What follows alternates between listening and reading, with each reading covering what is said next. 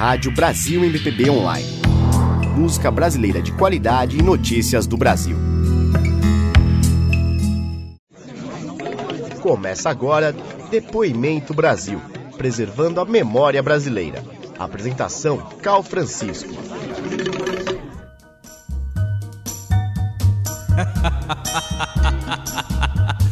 Vamos voltar a pilantrar.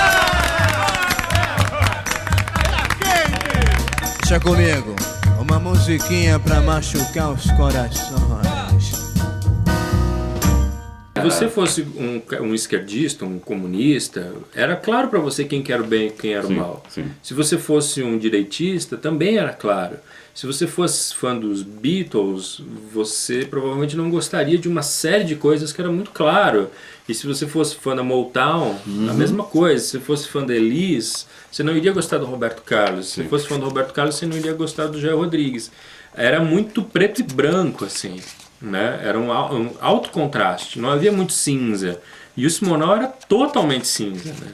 Ele era um cara que, nesse sentido, né? Ele era um cara que era assim, ele estava no beco das garrafas, mas ele estava cantando Mamãe Eu Quero. Ele estava em Paris, mas ele estava de chinelão na praia tomando água de coco na capa do disco. Dava lá, ao público aquilo que o público queria ver. Ele era muito polivalente nesse sentido e faz todo sentido que ele fosse assim. Eu discordo quando as pessoas falam que o verdadeiro Simonal era o Simonal do Beco das Garrafas, entendeu? Não é verdade. O verdadeiro Simonal era o Simonal da pilantragem. Num país tropical, abençoado por Deus e bonito por natureza. Porque era aquela mistura, aquela coisa confusa, arranjos maravilhosos a serviço de Eu Fui no Tororó, sabe? E aquilo era o Simonal, de verdade. Tanto que ele ficou completamente à vontade naquele papel. E tanto que, na minha visão, quando esse direito lhe foi tomado, quando o direito de ser divertido, de ser despachado, de ser Romário foi tomado de Simonal, ele teve muita dificuldade de colocar um outro personagem no lugar. Talvez porque não existisse outro personagem. E logo se estrepou, chapeuzinho de maiô, ouviu buzina e não parou, mas lobo mal insiste, faz cara de triste. Chapeuzinho ouviu os conselhos da vovó, dizer que não pra lobo, que com lobo fica só.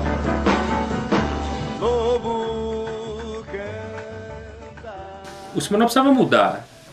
É inevitável que ele precisava mudar. E antes mesmo da coisa do contador já era uma discussão, né? O Simonal muitas vezes falou, o livro conta muito bem disso, de ideias que ele tinha para os seus próximos discos, arranjadores. Ele estava trocando a banda dele inteira, porque era uma necessidade. Aquela coisa da pilantragem já havia esgotado como recurso, né?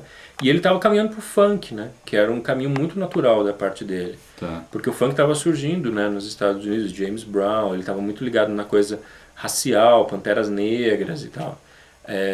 O problema é que o funk exige essa coisa do orgulho negro, da ousadia, do engajamento. e da arrogância, né? Você via como os caras se vestiam e tal.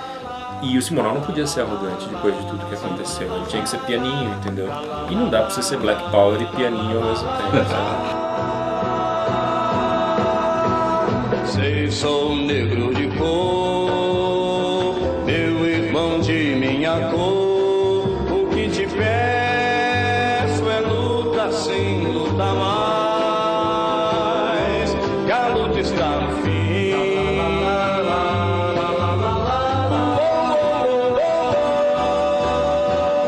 Cada negro que for, mais um negro virá. Nós estamos ouvindo hoje no Depoimento Brasil o Ricardo Alexandre, autor do livro Nem Vem Que Não Tem, A Vida e o Veneno de Wilson Simonal. Aqui no seu livro, embora você já tenha falado um pouco sobre o assunto, na página 200 você fala do grande erro Gostaria que você, e evidentemente, quem gosta de música, quem acompanha um pouco da vida do Wilson Simonal, se pergunta exatamente qual foi o ponto: ser negro, ser arrogante, criticar os colegas da época.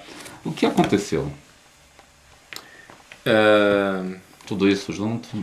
Então, eu acho sim, tudo isso junto, mas, de novo, eu queria esclarecer que isso é a minha leitura que eu faço do livro. O livro, ele mostra todas as versões, ele mostra os documentos, ele mostra as entrevistas, pessoas a favor, pessoas contra.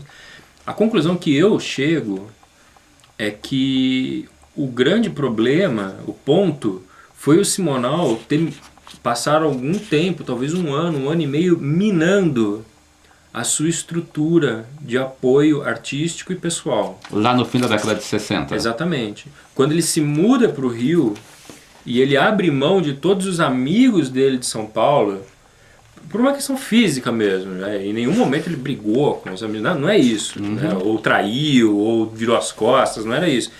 Ele muda para o Rio e começa a performar uma vida de rei, entendeu? Ele passou a ser o Simona 24 horas por dia, sabe? Ele passou a ser o pilantra. Sim. O cara que, enfim, arrastava quem ele quisesse pra cama, que assinava os maiores contratos, dirigia todos os Mercedes que houvessem nas importadoras da cidade, morava em qualquer cobertura que ele quisesse, compraria os imóveis que ele quisesse, trataria as pessoas como ele bem entendesse, né? E aí a gente vê que talvez por um ano e meio, depois do show do Maracanãzinho do Sérgio Mendes, até o momento do Contador, a história do Simonal foi a história de perder o controle completo sobre a carreira e sobre a vida dele.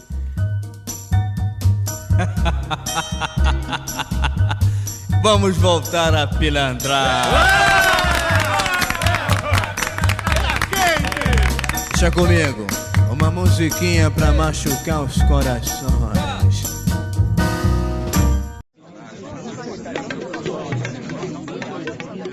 Termina agora Depoimento Brasil. Apresentação Cal Francisco. Coordenação técnica de Flávio Kranick. Direção-geral Alcides Martins Fontes Júnior. Rádio Brasil MPB Online. Música brasileira de qualidade e notícias do Brasil.